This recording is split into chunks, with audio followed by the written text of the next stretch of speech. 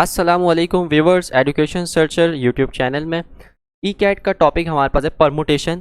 First year mathematics का topic है permutation. Basically अगर हम बात करें ऑर्डर जहाँ पे ज़रूरी होता है चीज़ों को अरेंज करने के लिए, वहाँ पर हम परमुटेशन का कॉन्सेप्ट इस्तेमाल करते हैं। और आज हम इसके क्वेश्चंस देखेंगे एप्टीट्यूड के, बेसिकली जो पास पेपर्स के अंदर आए हुए हैं। चलिए क्वेश्चन की जानिब बढ़ते हैं। फर्स्ट क्वेश्चन है, we have 4% enter first class railway compartment in which there are 6 seats. यानी कि 4 लोग हैं जो फर्स्ट क्लास रेलवे कंपार्टमेंट में एंटर हो रहे हैं और सीट्स कितनी खाली हैं वहाँ पर 6। In how many ways can they take their seats, कितने तरीक़ों से वो 4 लोग सीट्स को ले सकते हैं या सीट्स पर बैठ सकते हैं। Number of ways find out करने हैं। परमुटेशन के अंदर हमें ज़्यादातर number of ways he find out करने को कहा जाता है और यहाँ पर ऑर्डर मैटर करता है। रिपीटिशन यहाँ पर अलाउ बहुत कम होती है और ऑर्डर बहुत ज़रूरी है। यहाँ पर 4 ऑप्शन हमारे पास मौजूद हैं। नंबर ऑफ वेज कैसे फाइंड आउट करेंगे, अब देखें यहाँ पर बात हो रही है पर्सन की। 4 पर्सन है हमारे पास। पहले पर्सन के लिए कितनी सीट्स खाली होंगी, 6। सही है। अब दूसरे पर्सन के लिए कितनी सीट्स खाली होंगी, क्योंकि 1% बैठ गया सीट पर, 5 खाली होंगी। मैंने 6 को मल्टीप्लाई करा दिया 5 से। तीसरे पर्सन के लिए जो रेलवे कंपार्टमेंट में एंटर होगा उसके लिए अब कितनी सीट्स खाली होंगी, 4, क्योंकि ऑलरेडी 2 भर गई हैं। इसी तरीके से चौथे पर्सन के लिए हमारे पास कितनी सीट्स खाली होंगी, 3। तो मल्टीप्लिकेशन करके 6 × 5 × 4 × 3 जो आंसर आएगा हमारे पास आएगा 360 वेज। तो बेसिकली मैंने किया क्या, पर्सन्स की अरेंजमेंट्स देखी। पहले पर्सन के लिए 6 सीटें हैं, दूसरे के लिए 5 हैं, तीसरे के लिए 4 हैं, एक एक कम होती जा रही हैं सीट्स हैं क्योंकि परसेंट बढ़ते जा रहे हैं। और आखिरी वाले पर्सन के लिए यानी चौथे पर्सन के लिए हमारे पास टोटल 3 सीटें बची। तो 360 तरीक़ों से ये 4 बंदे 6 सीटें ले सकते हैं। Option C is the correct one, question number 1। इस टाइप के क्वेश्चंस बहुत आते हैं एप्टीट्यूड क्वेश्चंस में, पास पेपर्स में भी काफ़ी देखे गए। क्वेश्चन नंबर 2 है, a gentleman has 6 spare room. Spare room basically हम कहते हैं फालतू रूम पड़े होना। जब कोई मेहमान आ जाता है तो उनको वहाँ पे बिठाने के लिए, उनको रेस्ट करवाने के लिए होते हैं spare room. In how many ways can he accommodate 3 guest each in a separate room. कैसे हमारे पास कमरे कितने खाली, 6। कैसे ये जेंटलमैन इन 3 मेहमानों को 6 कमरों में बैठा सकते हैं और हर एक के पास सेपरेट रूम जाए। ऑप्शन देखते हैं, 4 नंबर ऑफ वेज निकालने हैं। परमुटेशन का सवाल है बिल्कुल ये। नंबर ऑफ वेज कैसे निकलेंगे, हमारे पास है हमारे पास एक spare room for guest. Guest के लिए हमारे पास अगर मैं बात करूं, पहले गेस्ट के लिए जो कमरे खाली हैं वो हैं 6। सही है। पहले के पास ऑप्शन कितने हैं, 6, किसी में भी जा सकता है। दूसरे के पास ऑप्शन कितने हैं, दूसरे के पास ऑप्शन है 5 क्योंकि एक ऑलरेडी फिल हो गया। तीसरे के पास ऑप्शन कितने हैं, 4। तो सिंपल हमने मल्टीप्लिकेशन करवानी है। 6 × 5 30 34 जा 120, 120 तरीके से 3 गेस्ट 6 स्पेयर रूम को इस्तेमाल कर सकते हैं। अब 3 बचेंगे, लाजमी सी बात है, अगर यहाँ पर वो अरेंजमेंट मैटर कर रही है। 120 तरीके हमारे पास आ गए answer. Option B is the correct one, question number 2। Question number 3 है, how many words can be form from the letter of the word courage. 4 option मौजूद है हमारे पास। वर्ड है हमारे पास करेज। इस तरह के सवाल बहुत आते हैं कि कोई सा भी आपको वर्ड दे दिया जाएगा और कहा जाएगा कि इस वर्ड से मज़ीद कितने वर्ड्स बन सकते हैं, उनकी अरेंजमेंट करके, लेटर्स को आगे पीछे करके, सेटअप करके कितने अरेंजमेंट हो सकती है possible. Number of ways basically हमें निकालना है। फॉर्मूला ये दिमाग में रखना है आपको, total number of letters factorial, ये फैक्टोरियल का सिंबल होता है जैसा कि आप लोगों ने फर्स्ट ईयर में पढ़ा होगा मैथमेटिक्स के अंदर, divided by product of number of repeated letters. अब रिपीटेड लेटर से मुराद ये कि इस वर्ड के अंदर जितने भी लेटर रिपीट हो रहे हैं उनका प्रोडक्ट नीचे आता जाएगा फैक्टोरियल के साथ। अब इस सवाल के अंदर हमें निकालने कितने वर्ड बन सकते हैं करेज से मज़ीद, तो सिंपल 7 फैक्टोरियल, क्योंकि नंबर ऑफ लेटर कोई भी रिपीट नहीं हो रहा और टोटल नंबर ऑफ लेटर्स हमारे पास है कितने, 7 फैक्टोरियल हमारे पास आंसर आएगा जो कि बराबर है 5040 वेज के। एग्जाम के अंदर 7 फैक्टोरियल भी आ जाता है और 5040 वेज भी आ सकता है, तो दोनों दिमाग में रखना है आपको। 7 फैक्टोरियल ज़्यादा दिमाग में रखना है क्योंकि कैलकुलेटर आपको 5040 वेज आराम से बता देगा। Option A is the correct one, question number 3। Question number 4, find the number of permutation of the letter of the words mathematics. वही सवाल आ गया, बस अब मैथमेटिक्स हमारे पास वर्ड आ गया, इससे कितने मज़ीद आगे पीछे लेटर करके वर्ड्स बन सकते हैं। ऑप्शन हमारे पास 4 हैं। अब देखें यहाँ पर हमारे पास फॉर्मूला वही आ गया हमारे पास, total number of letters factorial divided by product of number of repeated letters. हमारे पास यहाँ पर 2 M रिपीट हो रहे हैं, 2 T लेटर रिपीट हो रहे हैं, इसी तरह 2 A लेटर रिपीट हो रहे हैं।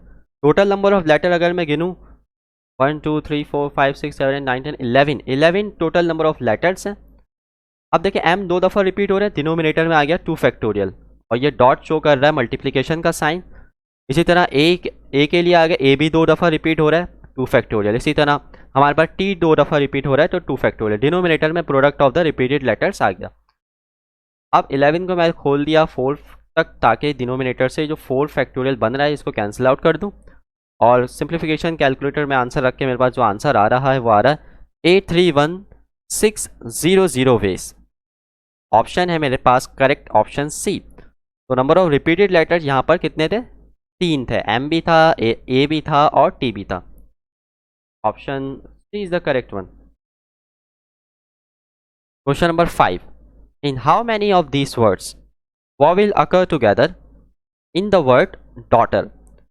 अब देखें सवाल में कहा यह जा रहा है कि अगर वॉवेल्स एक साथ आ जाएं, वॉवेल के सारे लेटर एक साथ आ जाएं, नॉन वॉवेल लेटर भी एक साथ आ जाएं, मतलब दोनों सेपरेट आउट होके एक 2 सेट्स बना लें। बेसिकली यहाँ पे मैं शो करता हूँ आपको। फर्स्ट करें डॉटर के अंदर से कितने वॉवेल्स हैं? ए भी वॉवेल है, ई भी वॉवेल है, यू भी वॉवेल है, एक सेट बन गया इनका। और बकिया मजीद 5 लेटर्स का सेट यहाँ पे बन गया, D D H T R, ये वॉवेल नहीं है, ए ई यू वॉवेल है। कह रहा है कि अगर इन 2 सेट को आपस में मिलाएं तो कितने मजीद वर्ड्स बन सकते हैं, कितने नंबर ऑफ वेज पॉसिबल है मजीद वर्ड्स बनने के। तो सिंपल सी टेक्निक इस्तेमाल करनी है। 2 सेट्स हमारे पास ये बन गए ना, एक वॉवेल का एक नॉन वॉवेल का। वॉवेल की अरेंजमेंट अगर हम देखें कितने लेटर्स हैं? 3। ये आपस में कितने तरीक़ों से अरेंज हो सकते हैं? 3 फैक्टोरियल वेज सिंपल, मैंने मल्टीप्लाई 3 फैक्टोरियल वेज यहाँ पे लिख दूंगा सिंपल। इसी तरीके से मल्टीप्लाई का सिंबल आता है जब भी हम अरेंजमेंट निकाल रहे होते हैं। अब दूसरे सेट में देखते हैं। दूसरे सेट में हमारे पास जो लेटर है वो है 5 फैक्टोरियल वेज 5 तरीक़ों से ये अरेंज हो सकते हैं 5 फैक्टोरियल। लास्ट में जो मल्टीप्लाई हो रहा है ना 2 फैक्टोरियल से, ये क्यों हो रहा है? ये इस वजह से हो रहा है क्योंकि ये 2 सेट्स भी तो आगे पीछे हो सकते हैं। ज़रूरी तो नहीं है कि सिर्फ वॉवेल का सेट ही शुरू में आए, नॉन वॉवेल का सेट भी शुरू में आ सकता है और लेटर मजीद वर्ड्स बन सकते हैं।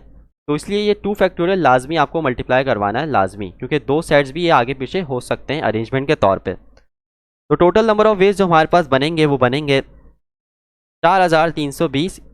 Option A is the correct one. बच्चे यहाँ पर गलती करते हैं, 2 फैक्टोरियल से मल्टीप्लाई नहीं करते, कहते हैं कि बस यहीं तक आंसर है। नहीं, आपको 2 फैक्टोरियल तक भी मल्टीप्लाई करवाना है क्योंकि ये 2 सेट्स भी, इनकी पॉसिबिलिटी है ये भी आगे पीछे होकर अरेंज हो सकते हैं। Option A is the correct one. Question number 6 बहुत अच्छा सवाल है ये नेचुरल नंबर्स के हवाले से। क्वेश्चन नंबर 6 का सवाल है, how many natural numbers of 4 digits. 4 digits के नेचुरल नंबर कितने बन सकते हैं, कैसे बन सकते हैं? Can be formed with the 4 digits. 4 digits हमें गिवन है और इन 4 डिजिट्स की मदद से 2 3 5 7 इन 4 डिजिट्स की मदद से हमें मज़ीद 4 ऐसे डिजिट्स बनाने। कितने डिजिट्स बन सकते हैं? लेकिन आगे एक कंडीशन भी गिवन है, तो digit being use more than once in each number.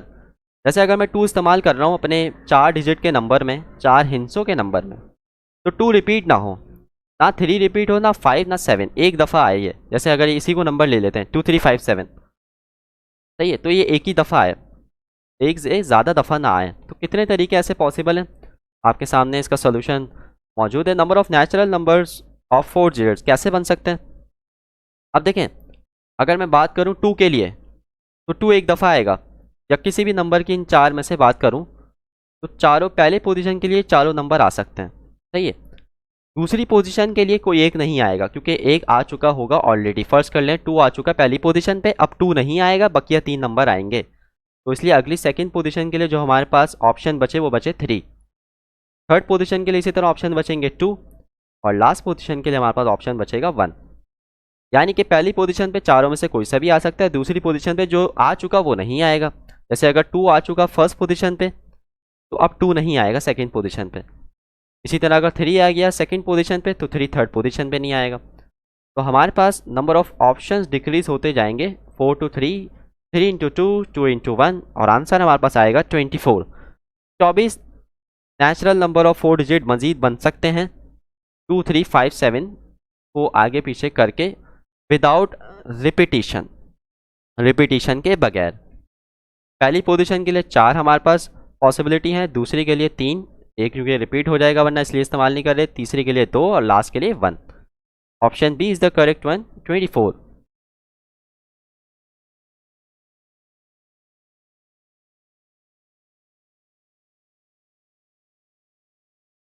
Question number 7, in how many ways can 3 English, 2 Urdu and 2 science books be arrange on a shelf so as to keep all the books in each subject together. अब देखिए 3 English की book हैं, 2 उर्दू की book हैं, 2 science की book हैं, आपस में शेल्फ में रखनी है लेकिन सेम सब्जेक्ट की बुक एक तरफ आ जाए। इंग्लिश की 3 बुक एक तरफ, उर्दू की 2 बुक एक तरफ, साइंस की 2 बुक एक तरफ, आपस में मिले ना। परमुटेशन का अब ये करना ये है कि इनको मिलाना नहीं है। तो ऐसे कितने तरीके पॉसिबल हैं ये मिले ना आपस में, देखते हैं। 4 ऑप्शन हमारे पास मौजूद हैं। नंबर ऑफ वेज बेसिकली निकालना है। मैं इंग्लिश का एक सेट बना देता हूँ 3 बुक्स का। ये आ गया ब्लू कलर का इंग्लिश का 3 बुक्स का सेट। 2 उर्दू की बुक्स आ गई लाइट ब्लू कलर का, इसी तरह ऑरेंज कलर की 2 साइंस बुक्स आ गई। तो ये 3 इंग्लिश की बुक ज़रूरी नहीं है कि एक ही सब्जेक्ट्स की हों, 6 क्लास की भी हो सकती हैं, 7 क्लास की भी हो सकती हैं, 8 स्टैंडर्ड की भी हो सकती हैं, तो किसी भी क्लास की हो सकती हैं ये। इसलिए इनको आपस में अरेंज करने के हमारे पास कितने तरीके होंगे, 3 फैक्टोरियल वेज। इसी तरीके से उर्दू की 2 बुक भी सेम नहीं हो सकती, कोई किसी और टॉपिक पे भी हो सकती हैं, इसलिए इसके लिए मैं करा 2 फैक्टोरियल। एंड देन साइंस के लिए भी मैंने करा 2 फैक्टोरियल, क्योंकि ये दोनों बुक भी आगे पीछे अरेंज हो सकती हैं। 3 factorial into 2 factorial into 2 factorial, आ गई नंबर ऑफ अरेंजमेंट। मगर लास्ट में जो हम करते हैं मल्टीप्लाई 3 फैक्टोरियल से, अब हमारे पास 3 सेट्स बचे, 3 सेट बने, 3 इंग्लिश के बुक के, 2 उर्दू की बुक के और 2 साइंस के बुक के। अब क्या करेंगे, बेसिकली 3 फैक्टोरियल से मैंने मल्टीप्लाई कर दिया इसको लास्ट में। ये लास्ट में मल्टीप्लाई ज़रूर करना है वरना आपका आंसर सही नहीं आएगा। तो ऑप्शन होगा यहाँ पर सही, मल्टीप्लाई करने के बाद वो आएगा 144। तो 144 तरीक़ों से आप इन 3 सेट्स को आपस में, इन 3 सेट्स ऑफ बुक्स को शेल्फ में रख सकते हैं ताकि ये आपस में मिले ना। इंग्लिश की बुक एक तरफ रहे, उर्दू की बुक एक तरफ रहे, इसी तरह साइंस की बुक एक तरफ रहे। Question number 8, in how many ways 9 different flowers be string to form a garden. अच्छा, एक सर्कुलर परमुटेशन का सवाल है और सर्कुलर परमुटेशन का हमारे पास फॉर्मूला याद रखना है n-1 फैक्टोरियल। किसी भी चीज़ को अगर आप अरेंज कर रहे हैं ना सर्कुलर फॉर्म, मतलब सर्कल में लेकर आए, जैसे फ्लावर्स को आप पत्ते बना रहे, एक हार बनाना चाह रहे हैं फ्लावर्स का, तो एक सर्कुलर फॉर्म में ही बनेगा वो। तो बेसिकली ऑप्शन हमारे पास 4 मौजूद हैं, उसका नंबर ऑफ फॉर्मूला है हमारे पास सर्कुलर परम्यूटेशन का n-1 फैक्टोरियल। n जितने ऑब्जेक्ट्स हमें गिवन है, 9 ऑब्जेक्ट्स गिवन है, 9 डिफरेंट फ्लावर्स, n की जगह 9 आ गया, 9-1 factorial that is 8 factorial. 8 factorial हमारे पास आंसर होता है 20160 वेज। तो टोटल पॉसिबल तरीके हमें पता चल गए, option A is the correct one. तो सर्कुलर परम्यूटेशन का ये फॉर्मूला दिमाग में रखना है, n-1 फैक्टोरियल। एक लीनियर परम्यूटेशन है जो अब तक हमने कर रहे थे सारे, ये आ गए सर्कुलर परम्यूटेशन के सवालात। Question number 9, in how many ways can 7 person be seated at a round table. एक राउंड टेबल है में 7 पर्सन बैठे हुए हैं, सही है, 7 पर्सन बैठे हुए हैं, और कितने तरीकों से अरेंज हो सकें कि 2 particular boys are next to each other. 2 particular boys एक दूसरे के आगे पीछे हों, मतलब अरेंजमेंट उनकी हो 2 फैक्टोरियल। अब देखें 7 में से मेरे पास ऑप्शन कितने हैं, 4। नंबर ऑफ वेज हमें निकालने हैं कि 7 पर्सन कैसे राउंड टेबल पे बैठ सकते हैं। अगर दो पर्टिकुलर बॉयज़ की मैं पोजीशन फिक्स कर दूं, मतलब उनको उनकी जगह से हिलाऊं ना, वो एक ही जगह पर रहें राउंड टेबल के अंदर, ये कहा जा रहा है सवाल के अंदर। ऑप्शन है हमारे पास 4, नंबर ऑफ वेज हमें निकालने हैं। नंबर ऑफ वेज हमारे पास आएंगे कुछ इस तरीके से, 2 आ गए पर्सन जो एक साथ हो गए, ये कभी भी जुदा नहीं होंगे, ऐसे याद रखें। बाकी अब 5 पर्सन दूसरी तरफ आ गए, सही है। ये 5 पर्सन आगे पीछे अरेंज हो सकते हैं, कोई लास्ट वाला शुरू में आ सकता है, मिडिल वाला लास्ट में जा सकते हैं। इनके नंबर ऑफ अरेंजमेंट बन जाएगी हमारे पास 5 फैक्टोरियल। और ये 2 बेचारे जुदा नहीं हो सकते, कह रहे हैं ना 2 particular boys are next to each other, आपस में जुदा नहीं हो सकते, पर्टिकुलर का वर्ड इस्तेमाल किया है, तो इनकी अरेंजमेंट बनेगी 2 फैक्टोरियल। तो 2 factorial multiply by 5 factorial, answer आएगा हमारे पास 240 वेज 240 तरीकों से ये 7 लोग आपस में राउंड टेबल पे बैठ सकते हैं, जिनमें से 2 एक साथ रहेंगे। कितने तरीके हैं? 240 वेज। तो लीनियर परम्यूटेशन और सर्कुलर परम्यूटेशन के ये सवालात आते हैं आपके ई कैट टेस्ट के अंदर, एप्टीट्यूड क्वेश्चंस। और बेसिकली आपको सारे कॉन्सेप्ट दिमाग के अंदर रखने हैं कि नंबर ऑफ़ वेज कैसे निकाले जा सकते हैं। सर्कुलर परम्यूटेशन का ये वाला फॉर्मूला n-1 फैक्टोरियल का दिमाग के अंदर रखना है। और एक चीज़ जो बेसिकली दिमाग के अंदर आपको रखनी है वो ये कि ऑर्डर मैटर कर रहा है तो वो परम्यूटेशन का सवाल है। अगर ऑर्डर मैटर नहीं कर रहा देन आप जाओगे कॉम्बिनेशन के अंदर। नेक्स्ट लेक्चर में हम मैथ्स के ई कैट के हवाले से बात करेंगे, किसके? कॉम्बिनेशन के। आज हमने बात की परम्यूटेशन की। अगर वीडियो पसंद आई तो उसको लाइक करें और अपने दोस्तों में शेयर करें। चैनल अभी तक सब्सक्राइब नहीं किया हुआ है तो एजुकेशन सर्चर्स को सब्सक्राइब करें। अगली वीडियो तक के लिए ज़्यादा चाहता हूँ। अल्लाह हाफिज़।